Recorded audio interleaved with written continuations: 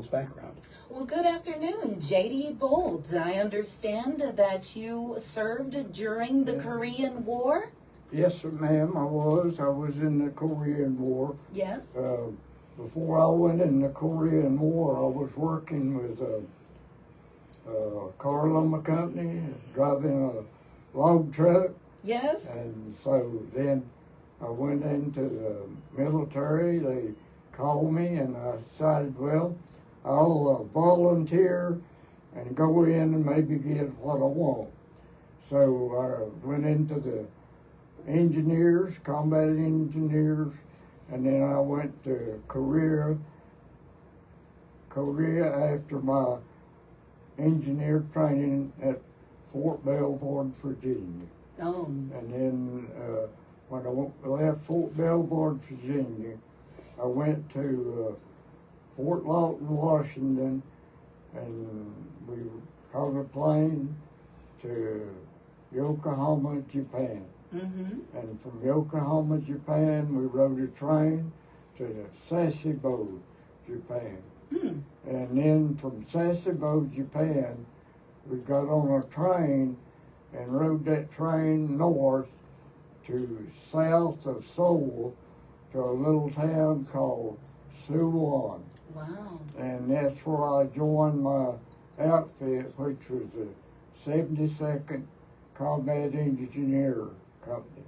Mm-hmm. And we was just TD-wide out to different outfits where they needed support on the front line in different places. And what was your title? My title? Yes, sergeant? I was, well, at the time I went over, I was just a corporal. Yes. And then over the period of months, then I made staff sergeant. Ah, nice. And so that I like the staff sergeant MOS number with being able to operate and not have to give orders. Mm-hmm. I'd rather take the orders. Mm-hmm. So I worked and operated a dozer till I rotated it and come home. Understood. Now, I heard that you had an important job with the Army Corps of Engineers. I did. I was in my bed one night about 11 o'clock, and there's a Jeep came into our outfit, which we was about maybe 6 or 8 miles from the front line. And it was a messenger from the 3rd Division, 7th Regiment. Mm-hmm. And they needed some help in building this road. So I loaded my dozer on a lowboy trailer, and the driver of my lowboy trailer, he carried me to this outfit, which is on the front line. Mm-hmm. And we unloaded the dozer. It was about daybreak. And we talked to the lieutenant that was in charge of this project, and he told me to follow him. So we started building this road, and it took us, I guess, 2 or 3 days to build a road and get it into the front lines where he wanted it for the troops to get in supplies and help get the wounded out. Oh, that's a very important job, isn't it? Were you under fire during that time? Yes, ma'am, we was under fire during all the time we was cutting the road. Oh. And so a lot of times we'd have to just quit and get behind the dozer blade to protect us, and then when it lightened up, then we'd go again. And so we finally got the road built up to the crest of the mountain where they wanted it. And so we pulled back then. Mm-hmm. And when I pulled back to the outfit that I was working for, then they told us that we had completed the project. Oh my. Now, that wasn't a very safe conditions, and I understood that you, for putting your life on the line, you have received a Bronze Star. Yes, ma'am. Before I left this outfit to go back to my outfit, this lieutenant that I was working for, he called me in the tent, CB's tent, and talked to me about he's going to turn me in for a Bronze Star. Turn you in for And one. so I said, well, that'd be good, yeah. And so he filled out all the papers and everything, and so he turned me in for the Bronze Star. Mm-hmm. And then I left that outfit and went back. Well, in the meantime, my company commander had come up to check on me, and he said that he had some good news for me, and I asked him if that was to build a road down the other side of that mountain. Oh my. And he said no. He said, we're going home Yes. in December. Wow. And so I said, that's good news. Mm-hmm. That most definitely is. Now, Greg over here has a Bronze Star in his hands and has something to share with us. Yes, thank you, Tarina. I would like to read the citation from which the Bronze Star was actually issued to Mr. Bolt. It says, on 26 November 1951, Sergeant Bolt, near Pogwandong, Korea, had the mission of constructing a roadway up the reverse side of Hill 355. During this period of action, the area in which the construction team was working was under constant enemy observation and artillery fire, and Sergeant Bolt, a D7 dozer driver, realizing the importance of the vital supply route, fearlessly exposed himself to the devastating hostile barrage as he cut a path through the rough terrain. When he neared the crest of the hill, the enemy could see his actual movements and increased their volume of fire, which had no effect on Sergeant Bolt, for he continued on with his mission. Sergeant Bolt's heroic action and aggressiveness reflect great credit upon himself and the military service. Sergeant Bolt, thank you for your service. Now, will you be coming out to the Korean War 75th anniversary this Saturday? Well, I've got one more thing I'd like to say. When I came back to the States after I rotated and come back home from Korea, I was put into the aviation engineers. Mm-hmm. And I was stationed at a base down in Fort Huachuca, Arizona. Mm-hmm. And at Fort Huachuca, Arizona, the Bronze Star caught up with me.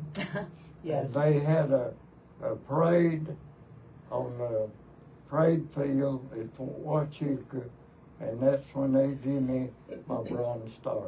Oh, amazing. Well, you deserved it. Thank you so much for sharing that story. Thank you. Will you be sharing more stories this Saturday at the ceremonies? This Saturday The Korean War 75th anniversary ceremonies. to be at the Porter Center. Yes, sir. I hope to be there. Yes, ma'am. wonderful. We'll see you out there. Greg, could you care to share more about this event this Saturday? Yes, I would like to recommend that everyone listening goes to the website of our museum, which is theveteransmuseum.org, because if you scroll down the homepage, you'll find a description of Saturday's event, and near the bottom of that, there's a button, that you can click if you would like to participate for a door prize for the event. Oh, You need to be at the event to actually receive the door prize. yes. Okay, but we're gathering names, and I look forward to awarding 3 door prizes on Saturday. Now, what is that website again? The website is theveteransmuseum.org. All right, the veteransmuseum.org, an amazing place to visit, folks. It's right here in the middle of town, just beside the courthouse, and they are open Tuesdays through Saturdays, 11 to 3. Well, Greg, anything else you would like to share? Let's talk about some of these things that are going to be happening this Saturday. Sure. For openers, the event is going to be staged on the campus of Brevard College in the Ingram Auditorium. Yes. We will have people directing traffic that day. There will be signs for where to park. Yes. And also there are signs for the event that will help you easily get to Ingram Auditorium. Yes. Once you're there, the speakers for the day are more than impressive. I mentioned we've been planning since November, and that's because it took quite a while to settle in on the best speakers that we could find, and we have 2 stars. Either one of them would be an A+, and we have 2. So please, if you come, the first speaker is Dr. Peter Yoon, who is a retired professor at the University of Virginia. He is now 88 years old. When he was a 13-year-old boy, the war broke out. He almost perished. He lost his family, and he personally was starving and freezing to death when he was discovered by the U.S. Army, by a heavy mortar company. That mortar company adopted him, in effect, and he became their camp assistant for 2 years. Yes. He was in combat for 2 years with the U.S. Army. Today, he's a retired professor with a PhD from the University of Virginia. Impressive. You really have to hear his story to believe it. He is a marvelous man. Oh, also, by the way, an ordained Baptist minister. Oh. Quite an accomplishment in his life. Yes. The second speaker is equally impressive. Lieutenant General John Brown is a resident of Brevard. 30 years after the experience of Dr. Yoon, General Brown was posted to Korea. He served as the executive officer of an infantry battalion on the DMZ. So he was under live fire for a period of 2 rotations on the DMZ. General Brown will describe his experience personally and also comment on the relationship between the United States and South Korea. It's something you really need to hear. Yes. So, as if that's not enough, when the speakers finish, we have Korean performers. The Korea School Children's Choir from Greenville, Yes. followed by Korean dancers. The dancers, this blows my mind. There's actually 7 of them coming up from Atlanta, Wow. supporting their friends in Greenville. Yes. Greenville has their own set of it, so this is going to be like a lot of fan dancing. Yes. Okay, which is, everybody's tuned into fan dancing, so please come and see that, because when you're done with that, you retire to the lobby of the auditorium, and there, you will be welcomed to try Korean finger food, pan-fried dumplings. Oh, wow. Which are marvelous. They're coming from Stoneball House Restaurant. Okay, and we can't wait. We are excited, and we hope the whole community will be too. Yes, definitely. And I just want to turn my attention here to lifelong area resident Sergeant Bolt. Sergeant, do you have any words of wisdom you'd like to share with the public this afternoon?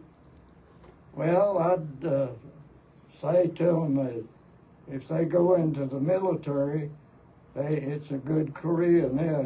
They make a lot more money than they did when I was in there. I made $150 when I was combat pay and everything. Oh, my.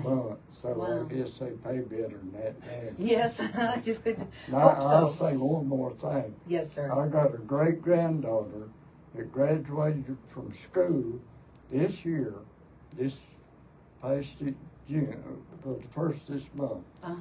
And she's a twin, and she's going into the military, into the Marine Corps. Oh, nice. It runs in the family, doesn't it? Well, congratulations on that. And Sergeant Bolt, thank you so much for coming in today, and thanks again for your service. Well, I thank you. No, Greg, Sergeant Bolt, thanks again. And You're very we'll welcome. be looking for you folks this Saturday at Brevard College's Ingram Auditorium.